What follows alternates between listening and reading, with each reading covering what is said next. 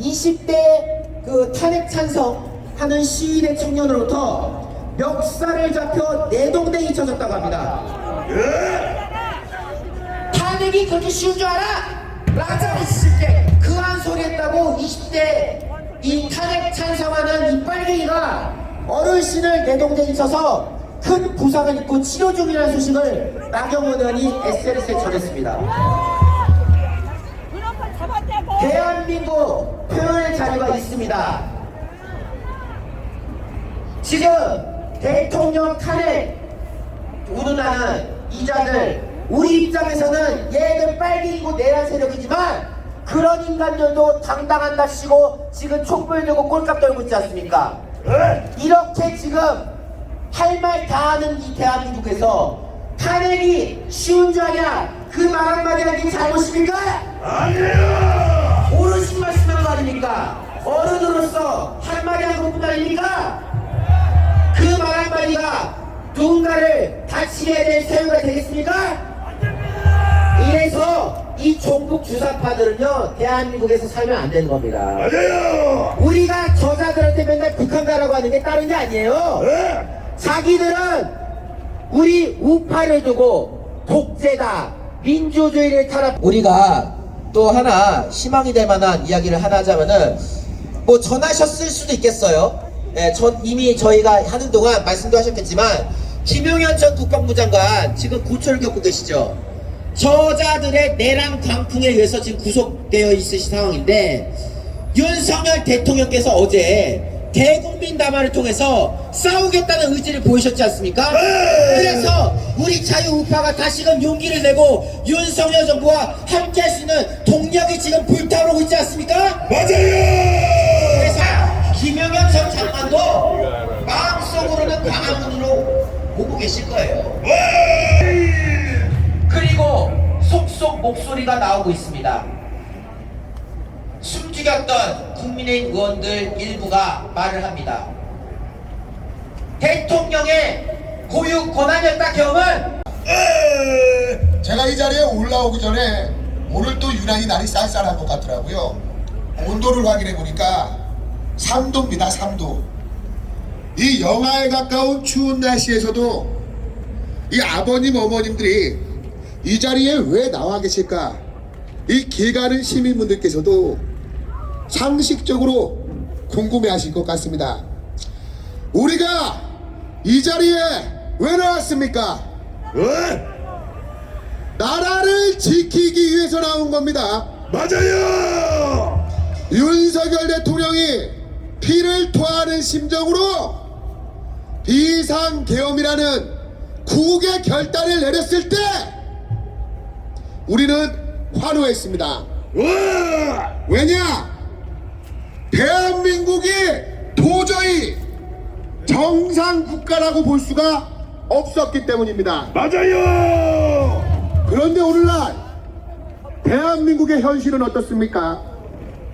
헌법에 보장이 되어 있는 대통령의 고유 권한인 비상계엄을 선포해서 나라를 바로잡으려 했던 윤석열 대통령의 결단이 내란이라는 말도 안 되는 누명을 쓰고 있습니다. 대한민국이 미쳐 돌아가고 있습니다. 맞아요! 특히 대한민국에 불고 있는 이 미친 광풍의 중심에 자신들의 책무를 다하지 못하고 있는 언론이 있습니다. 저는 아침에 일어나서 조중동을 펼쳐놓고 기사를 읽으면 혈압이 올라. 얼마나 국민들을 우습게 알면 손바닥으로 태양을 가리려고 합니까? 새빨간 가짜뉴스 거짓말을 늘어놓으며 허위 선전 선동을 하고 있습니다. 지금 언론이 앞장서서 이른바 홍위병 노릇을 하면서 있으면 도대체 저 사람이 왜 멍석 말을 당하는지 그 이유를 알아볼 생각을 하지 않고 무작정 같이 달려들어서 멍석말이 한다고 했어요. 네. 오늘날 21세기 대한민국에서 벌어지는 일과 과거 구한말 조선에서 벌어졌던 일이 도대체 무엇이랍니까? 우리 젊은이들이 상당수 대학을 졸업하고 외형적으로는 고등교육을 받은 것 같지만 국제적으로 찬성을 하지 않았지만 한동훈과 같이 하는 그 우리들이 찬성표를 얻는 것으로 건강이 되는 만큼 사실상 윤석열 정부는 애국 시민분들께 간절히 호소드립니다. 내일 모두 걸을 수 있는 자는 광화문으로 나와야 합니다. 내일 윤석열 대통령에 대한 탄핵안이 통과가 된다고 해도 우리가 패배한 것이 아니라 싸움의 시작일 뿐입니다. 맞습니다. 내일 광화문 광장에 1천만 시민혁명군이 모여서 대한민국을 바로잡기 위한 출정식을 그리고 제가 저희 시민분들에게 분명하게 말씀을 드리면 대국민 담아 다들 보셨을 테니까 제가 길게 설명하지 않겠습니다. 내란이라는 것은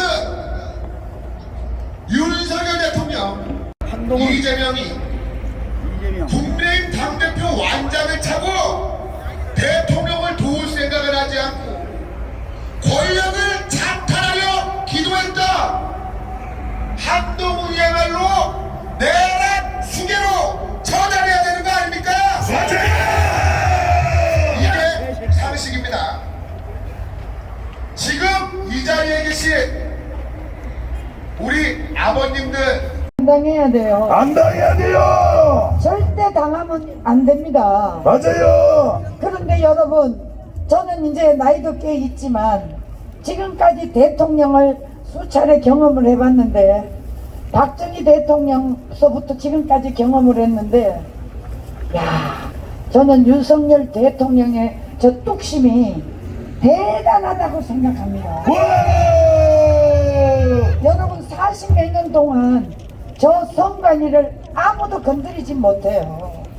그런데 윤석열 대통령이 오직 이 계엄령은 바로 저 취해법관으로 움직이려고 하는 저 선관위를 잡지 않고는 이 나라에 희망이 없다고 생각했기 때문에 결단을 내린 것입니다. 잘했다 윤석열.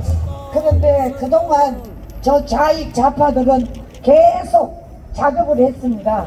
어떤 작업을 했냐? 김건희를 물어뜯는 거예요. 김건희를 물어뜯어야만이 윤석열을 위축시킬 수 있거든요. 그러니까 김건희 여사가 쉽게 말하자면 자기 남편이 대통령이 됐기 때문에 세상에 당하지 않을 모든 모욕을 당하고 있는 거 아니겠습니까? 맞아요. 아니 김건희 여사가 그 300만 원짜리 받은 거, 그리고 결혼하기 전에 그 도이치모터스 주가, 여러분 결혼하기 전에는 어떤 일을 해도 그게 윤석열 대통령이 돼서 그게 범죄거리가 됩니까? 안 돼요. 그런데 김정숙, 김혜경 이 두 연들은 말도 안 꺼내요. 이거는 있을 수 없는 일입니다. 아니 김건희 여사는 국가에 세금을 쓴 사람이 아니에요. 맞아요. 저 최재형이라는 놈이 300만 원짜리 갖다 준 거 그거 받은 거밖에 없어요. 맞아요. 그리고 김정수, 김혜경 저 법카로 몇 억짜리 돈을 카드를 긁으면서 자기 조상 모시는 제사까지도 법인카드로 하는 게 저게 도둑년이지 저게 정상입니까? 야 이놈아. 김정숙은 어떻습니까?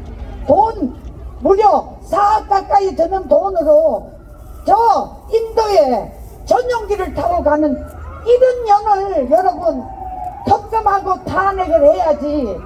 아니 김건희 여사가 뭘 잘못했습니까? 김정숙을 특검하라. 그런데 여러분 너무 이쁜 것도 탈입니다. 저 너무 이쁘니까 샘이 나고 꼴 보기 싫고, 자 윤석열 대통령은 험이 없으니까 주구장창 김건희만 물고 뜯어야 윤석열 대통령을 잡을 수 있다. 이게 바로 어떤 전략이냐, 북해의 지령이고 대한민국의 주사파 간첩들이 만들어 놓은 프레임 아니겠습니까? 맞아요. 자, 그래서 내일 2차 탄핵이 시작됩니다. 그런데 여러분 희망을 가집시다. 만약에 저 오늘 우리 신혜식 대표가 갖는 배현진, 여러분 저런 배신자들은 두 번 다시 국회에 발을 디디게 해서는 안 됩니다. 막아라. 이것들이 세상에 그렇게 윤석열 대통령에 따라다니더니 어느 날 변해가지고 저렇게 하는 거는, 저거는 여러분 인간 도의상 맞지 않습니다, 여러분. 맞아요. 그래서 우리가 내일 어떤 놈이 배신자가 나오는지 우리 박근혜 대통령 탄핵 때 똑똑히 보지 않았습니까? 그래서 이 똑똑히 봐서 저들이 만약에 배신자가 어떤 놈이 나오는지 봐서 우리가 반드시 그들을 몰아내야 됩니다. 맞아요. 한동훈이도 이제 그동안 제가 한동훈에 대해서 에이 젊은 놈이니까 저럴 수도 있겠지, 그런데 이게 아니에요. 어제 윤석열 대통령이 대국민 담화하고 난 뒤에 하는 행동을 보고 아 이제 한동훈이는 안 된다, 간첩이다. 저 국민의힘의 당대표 반드시 사퇴시켜야 된답니다. 사퇴해라. 이 사퇴를 시키지 않고는 저 이재명이 보다도 더 악하다고 생각하는데 맞습니까? 맞아요. 어떻게 대한민국의 국민의힘 당대표가 이 수많은 수천만 명의 대한민국 자유우파 국민을 배신하는 것은 용서할 수가 없는 것입니다. 여러분. 발박으로.